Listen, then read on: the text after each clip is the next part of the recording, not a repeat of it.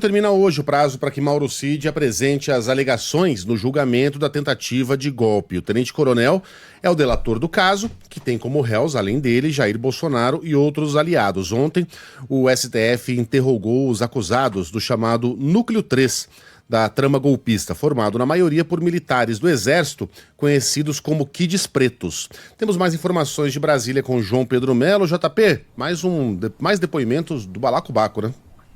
Exatamente, Megali. Ontem foram até muito tarde, viu, no Supremo Tribunal Federal. Começaram às 9 horas da manhã, terminaram 9 e pouco da noite, né? E a defesa do tenente-coronel Mauro Cid, então, tem até hoje para entregar as alegações finais nessa ação que trata sobre a tentativa de golpe. E essa é uma etapa prevista, de fato, para os advogados dos réus enviarem as considerações sobre o caso. Como o Mauro Cid teve aquele benefício da colaboração premiada com a denúncia, os advogados do ex-ajudante de ordem são os primeiros a enviar esses documentos. Depois dessa fase, as defesas dos outros 7 réus do chamado Núcleo 1 dessa trama golpista, ou da suposta trama golpista, terão 15 dias para fazerem as alegações finais. Entre eles, a gente tem o ex-presidente Jair Bolsonaro, os generais Walter Braga Neto e Augusto Heleno. Além dos 3, o ex-comandante da Marinha Almir Garnier, Alexandre Ramagem, Anderson Torres, Paulo Sérgio Nogueira, também são integrantes desse grupo. 7 dos 8 réus do Núcleo 1 respondem por 5 crimes.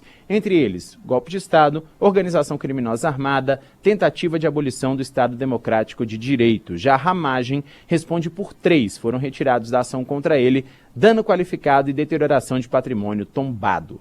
Procuradoria-Geral da República pediu a condenação de todos os réus e ontem a primeira turma, então, interrogou, ouviu, né, os integrantes do Núcleo 3 dessa denúncia. Esse grupo que é formado por militares, os chamados Kids Pretos, e segundo a PGR, esse núcleo tentou influenciar as Forças Armadas para aderirem à suposta trama golpista. Entre eles, a gente tem o tenente-coronel Hélio Ferreira Lima. Ele admitiu a produção de um documento para prender juízes supremos geradores de instabilidade. Segundo eles, era apenas uma ferramenta com cenário de prospecção, já que a função dele no setor de inteligência do Exército era pensar cenários e prever soluções.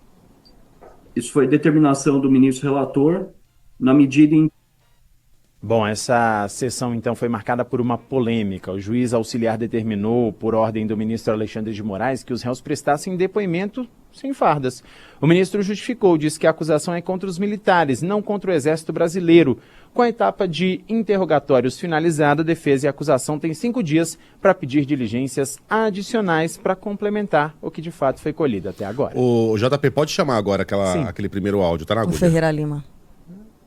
Então vamos lá. Ele disse que era apenas uma ferramenta com um cenário de prospecção, né? Que a função dele no setor de inteligência do Exército era pensar cenários e prever soluções. Vamos ouvir.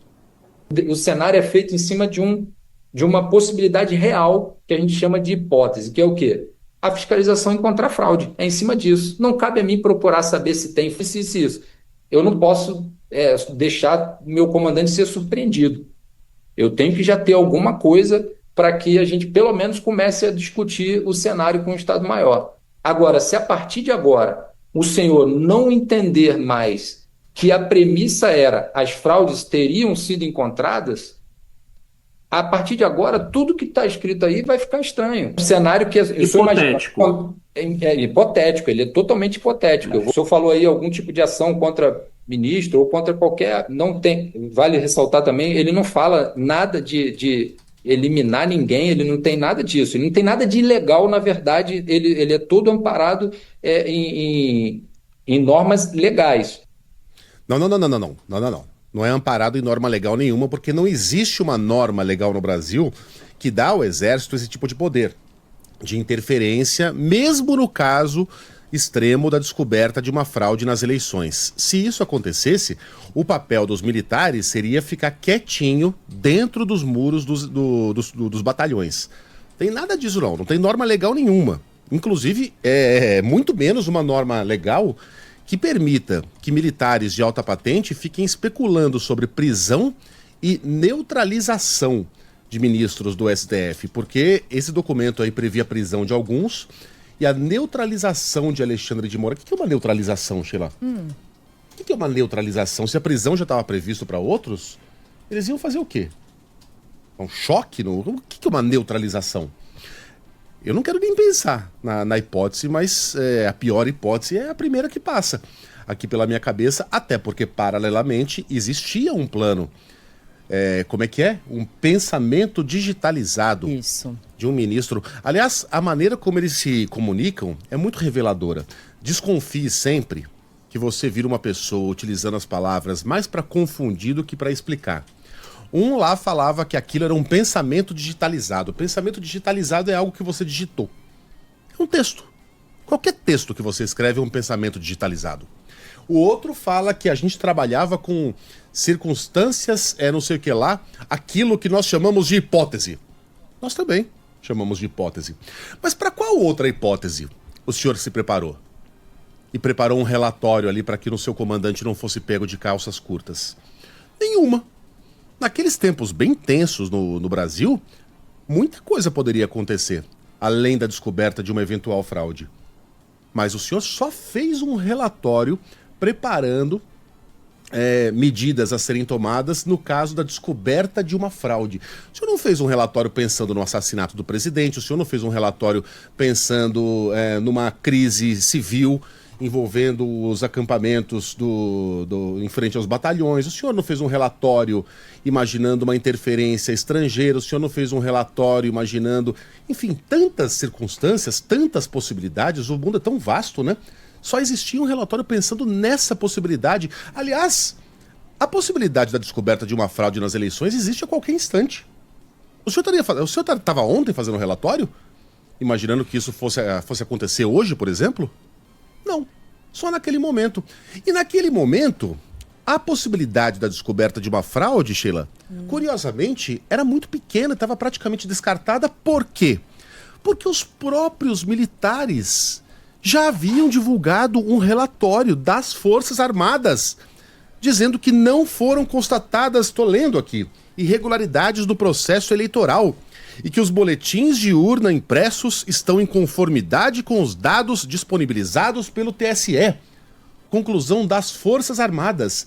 Mas os caras, por algum motivo, insistiam nessa hipótese de que vai que alguém consegue cavar uma fraudezinha aqui e ali. Tá tudo errado. Né? O nome disso é tentativa de golpe de Estado. O nome que se dá a pessoas como o senhor é golpista. E a gente espera que o senhor seja julgado de acordo com a lei, aquela lei que o senhor e outros tentaram subverter para nos levar de volta a um período de trevas. Meu Deus do céu, como tem gente trabalhando contra o Brasil. Né? E o senhor receba a punição adequada aos crimes que cometeu. E ao contrário daquele período tão admirado que o senhor tem tanta saudade que queria nos levar para ele de novo, vai ter um julgamento justo e vai ser tratado com tudo aquilo que a lei prevê para as demais pessoas. Que gente vergonhosa, meu Deus do céu. Diga lá, Calinha. Não, vários ouvintes escrevendo para cá, trazendo definições sobre neutralizar na linguagem militar. Também. No jargão militar, né? É a mesma coisa que CPF cancelado. Anular, extinguir, tornar inativo, destruir, reduzir a força inimiga por meio de ataque militar. O Wilson deu uma outra definição aqui. Ele falou, neutralizar o Alexandre de Moraes seria lavar o cabelo dele com um shampoo neutro? Tá achando que não? Não. Neutrox? Acho que Wilson, não, né? Acho que não. Acho que não. Olha a qualidade de pessoas, né, que, enfim, estava querendo tomar conta do Brasil naquele estranho período da história. Agora a gente tem uma chance, né, de, se não fazer as pazes com a nossa história de 64 até 85, pelo menos conseguir dar uma resposta satisfatória a este episódio lamentável.